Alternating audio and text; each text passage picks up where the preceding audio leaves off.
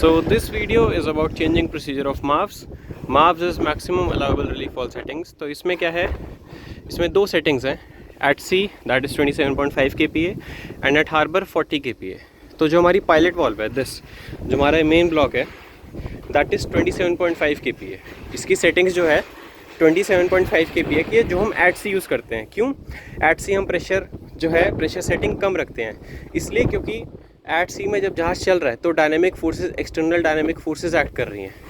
Sharing force, bending moment, उनका percentage ज़्यादा रहता है as compare to harbour setting में. तो इसलिए हम लोग हार्बर पे ज़्यादा रखते हैं, क्योंकि उस टाइम पे कोई भी डायनेमिक फोर्सेस नहीं है. तो हम मैक्स एक्सटेंट तक अगर लोडिंग रेट भी है तो उसको कोप अप करने के लिए हम टैंक प्रेशर राइज भी करते हैं. So that is acceptable. तो ये हम चेंज करते हैं. इसमें क्या रहता है कि जो हम ऊपर सेटर लगाते हैं, पायलट वॉल्व होगी हमारी 27 kPa की, इसको 40 kPa बनाने के लिए हम 12.7 kPa का एक सेटर लगाते हैं. तो 12.7 kPa के सेटर से क्या होता है कि जो हमारे पायलट वॉल्व के अंदर स्प्रिंग है, स्प्रिंग के ऊपर एक्स्ट्रा 12.5 kPa का ही एक्स्ट्रा फोर्स ऐड हो जाता है. यहाँ पे इधर स्प्रिंग रहता है इधर, तो उसके ऊपर ऐड हो जाएगा. तो वो स्प्रिंग तभी लिफ्ट होगा जब 40 kPa का प्रेशर आएगा. तो इस जो ऑक्सिलरी सेटर है, इसका सिर्फ इतना ही काम है पायलट वॉल्व की सेटिंग बढ़ाना. इसकी अलग से सेटिंग 40 kPa नहीं है. This is setter of 12.5 kPa. दोनों कंबाइन होके 40 kPa बनता है. तो चेंज करने का प्रोसीजर क्या है, जो इसके अंदर ना एक एलन की रहेगी, एलन बोल्ट रहेगा, उसको हमें एलन की से खोलना है. अभी जैसे लगे हुए हैं, ठीक है, तो 40 kPa था.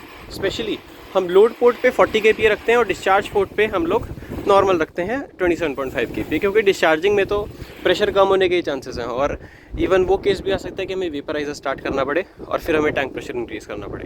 सो डिस्चार्ज पोर्ट पे it's only 27 kPa and 27.5 kPa sorry, और बाकी लोडिंग पोर्ट पे 40 kPa. तो ये हमने आयरन बोल्ट लूज़ किया. फिर हम इसको एंटी क्लॉकवाइज घुमाएंगे. जो इसकी कैप है हमने जो निकाल के रखी थी, ये कैप हमारी पायलट वॉल्व की कैप है.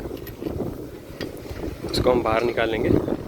और एक चीज़ और ध्यान रखनी, इसके बीच में ना यहाँ पे और यहाँ पे एक प्लास्टिक गैस्केट होती है, वो बहुत ज़रूरी है, क्योंकि उसी के हिसाब से फिर ये मैक्स टाइट होगी.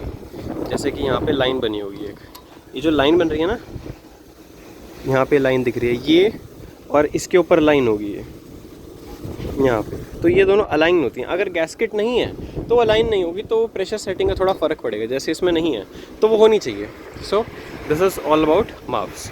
सिमिलरली इसमें है, इसको भी हम एक बार स्लैग करते हैं. इसमें आई गेस गैस्केट होनी चाहिए.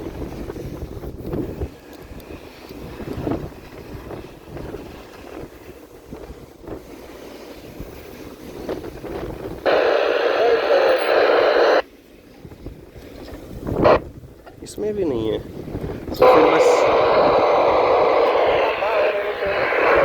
वो टैंक 4 के पास वालों में ही थी फिर. तो यही है. और जो भी हम सेटिंग रखेंगे, जैसे अभी हमने 40 kPa से हटाया है, जैसे पोर्ट पे हमने 40 kPa रखा हुआ था, तो हम 40 kPa का बोर्ड लगाएंगे. इनकेस डिस्चार्ज पोर्ट पे हमने 27.5 kPa रखा है, तो हम 27.5 kPa का बोर्ड यहाँ पे लगाएंगे. और ये वाली जो लाइन है यहाँ से नाइट्रोजन के लिए है. This is our test gag.